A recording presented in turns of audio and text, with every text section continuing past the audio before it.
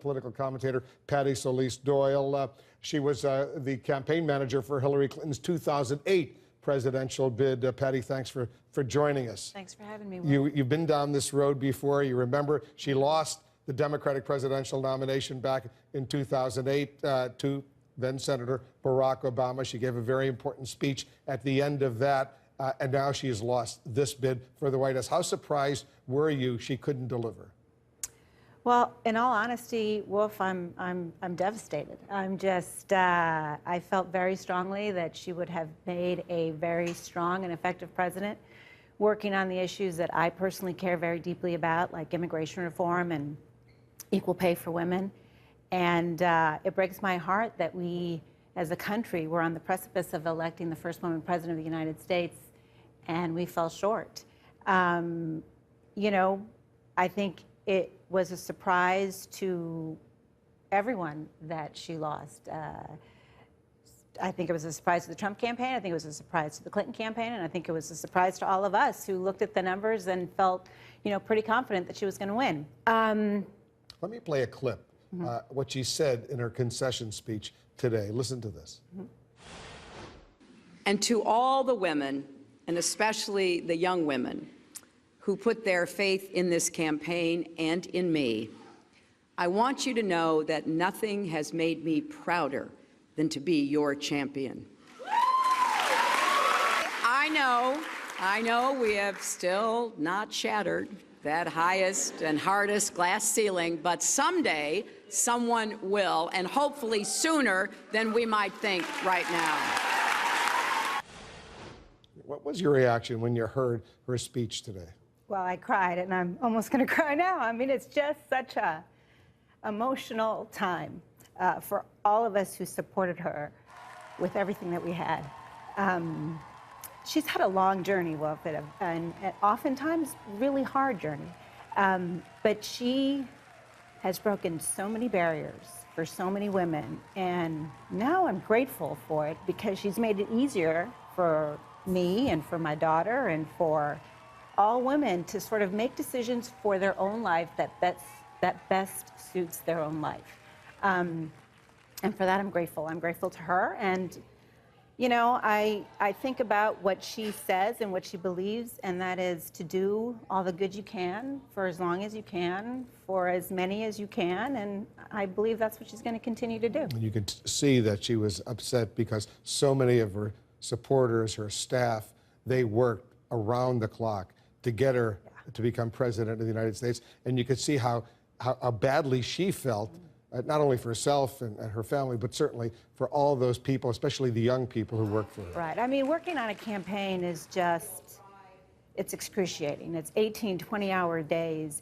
You devote everything you have to it. It affects your family. It affects your friends. And you do it because you believe in a cause or you believe in a candidate.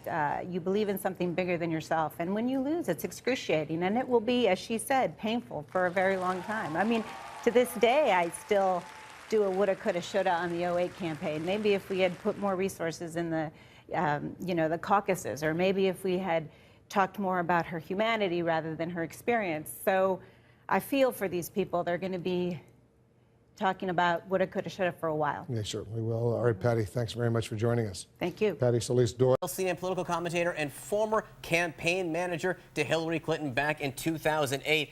Patti, let me read you from Jay Carson's Instagram because I think we even undersold it if that's possible. Jay Carson writes, "Here's the really bad news. This guy can win a general election pretty damn easily.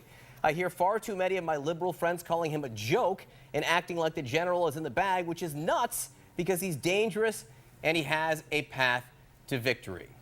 You know, do you agree with Patti? Essentially, with Jay, Patti, I mean, essentially what he's saying is Democrats are complacent.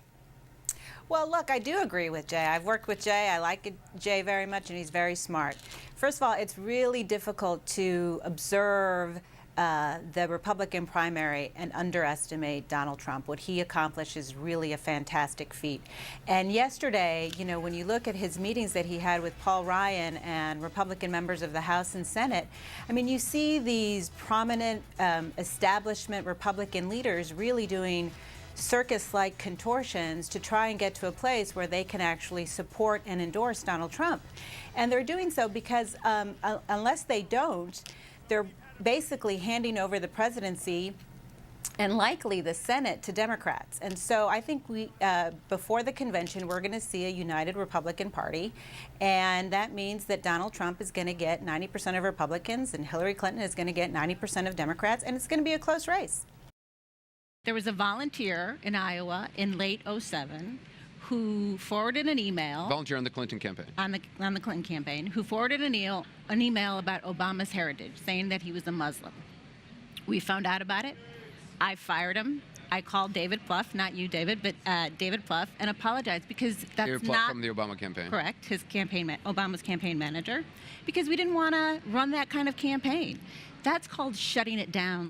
Patti, if we've gotten to Vince Foster already, and and other women, where else is there to go? How much lower can this go? Well, knowing Donald Trump, it probably can go lower. But I worked in the Clinton White House in the 1990s very closely with Hillary Clinton, and I knew Vince Foster, and I worked with Vince Foster, and Vince Foster was a lovely man with a lovely wife and a lovely family, and he tragically committed suicide.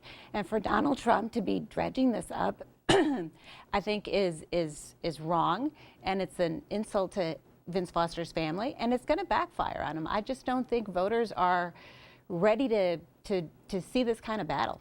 Charles, I've said this to Kayleigh. I'm going to let you respond to this, Patti. Okay. I've said this to Kayleigh before. You cannot, you can't determine who supports you. That's fine. That's your business. But you can control your response. If you are that way, if you engage in that sort of behavior, if you are racist or homophobic or any of these things, I do not want your support. Exactly. You're not the kind of person I want supporting me. Go ahead. He did not denounce. It was not a strong denouncement of the KKK. He came out many times thereafter and denounced it. None of us were in his ear. His denouncement was, so I denounce. Okay, so I denounce. In the moment, it says a lot about who you are. Go ahead. I do blame him, not for all of it, but for much of it. I mean, he came out and said that Mexicans, I'm a Mexican, are rapists and drug dealers and criminals. He came out and said Muslims are not welcome in this country. I mean, no, but that's of course he's responsible for much of it. Donald Trump works. And this is an example. If we were to talk about workplace harassment or people using positions of authority and power, it doesn't get much bigger than the President of the United States, and it doesn't get much more lower than an intern. And Bill Clinton was impeached for that. And he was wrong, and I'm not defending his behavior. But he's not on the ballot. Hillary Clinton is on the ballot, and she did nothing wrong. Except she call did not her a narcissistic Looney Tune. But she said that to her best friend in private, and then that best friend, after her death, her husband released the notes to a library. It wasn't for public consumption. She was confiding in her best friend. Sure, but everybody stay with me when we come right back. More in our coverage, and we're going to continue our conversation. We'll be back. One of her supporters is right here with us, Patti Solis Doyle, who is a former campaign manager for Hillary Clinton in 2008. Patti, unforced error is one of the ways that Dana would say that Hillary Clinton supporters would describe it. How would you describe what we're now seeing? Look, it was a mistake. She admitted it was a mistake. She shouldn't have done it, and she's going to pay a political price for it. But I haven't read the report. Obviously, it just came out. It seems, though, from what I have read, is that there was systemic problems within the State Department dealing with other secretaries of states in terms of emails and, production of emails for the press. But it was a mistake. But I think we do have to see what the FBI comes up with. Right now, we've seen some reporting that there's no criminal. That just keeps us going. Yeah, I'm not sure that's a good argument for you guys, that this is only the first of what is going to be several. But I think if the FBI comes out and says that there's no criminal, not only of her, but any of her aides, then I think a lot of this goes away. And so we have to wait and see on that one. Bill Pratt, let's talk about Hillary Clinton and Donald Trump, Patti, because last night... Someone who's attacking. Yeah, they're both attacking. Donald Trump last night responded to Hillary Clinton. Hillary Clinton yesterday, they put out this video talking about Donald Trump's sound from the 2000s, talking about the housing crisis, how it would be an opportunity for him to buy low. Right. Trump responded last night, Elizabeth Warren piling on Donald Trump as well. But Trump says, hey, I'm a businessman. You heard David Chalian talking about it before. This is his selling point to the American people. There's a difference between buying low and making some money. and rooting for the housing market to fail, rooting for the American people to suffer. There's a big difference there. Now, will it stick? I don't know, because so few things stick to Donald Trump. But these attacks are fair. Let's remember, he has no record. He's never governed. He's never taken a vote on anything. So his record is his business record. So is it fair to attack him on his business practices, on his bankruptcies, on his tax returns, which we still have not seen? Absolutely. And that's what this race is going to be about for him, his business record. Presidential nomination. Let's talk about it now and the state of the race with Washington Examiner senior congressional correspondent David Drucker, campaign manager to Hillary Clinton in 2008, Patti Solis Doyle. Patti, so President Obama abroad criticized Trump, said that a lot of world leaders are rattled by him. Trump responded this afternoon. Take a listen. He used the bad word because he knows nothing about business. When you rattle someone, that's good, because many of the world, as you know, many of the countries in our world, a beautiful world, have been absolutely abusing us and taking advantage of us. If they're rattled in a friendly way, that's a good thing, John, not a bad thing. What do you think? I don't think they were rattled in a friendly way. I think they had some serious concerns about Donald Trump and his foreign policy. I mean, the president said it was based on ignorance of foreign affairs. And so I thought the president's words were extremely damning against Donald Trump, whether it's his idea to pull out of NATO, whether it's, praising Kim Jong-un for killing his relatives, basically. It's a problem for Donald Trump. And this email scandal calls into question her judgment, and that's why it is so potent a tool for the Republicans. Patti? Look, she said it was a mistake. She said if she had to do it over again, she wouldn't have done it. And I think she is feeling that big time now that this IG report is out.